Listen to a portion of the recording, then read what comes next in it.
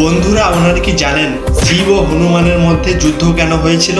শ্রীরাম লঙ্কা বিজয়ের পর অযোধ্যায় অশ্বমেধ যজ্ঞের আয়োজন করেন এবং যজ্ঞের ঘোড়াটিকে মুক্ত বিচরণের জন্য ছেড়ে দেন। সেই ঘোড়াটি দেবপুর পৌঁছালে রাজা বীরমণির পুত্র রুকমাঙ্গদ সেটিকে বন্দী করে। এই খবর শুনে শত্রুঘ্ন দেবপুর আক্রমণ করেন এবং বীরমণি তার সেনা প্রস্তুত করেন। শুরু হয় তীব্র যুদ্ধ।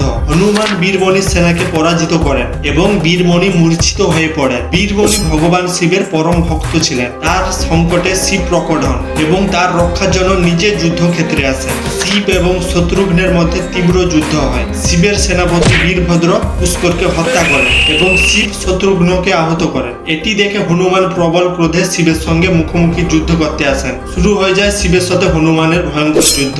যুদ্ধ যখন থামার কোনো নাম নিচ্ছিল না, তখন শ্রীরাম নিজে প্রকট হন। তিনি হনুমানকে জানান যে শিব এবং রাম এক। এটি শুনে হনুমান শিবের মধ্যে শ্রীরামের রূপ দেখতে পান এবং তিনি শিবকে প্রণাম জানান।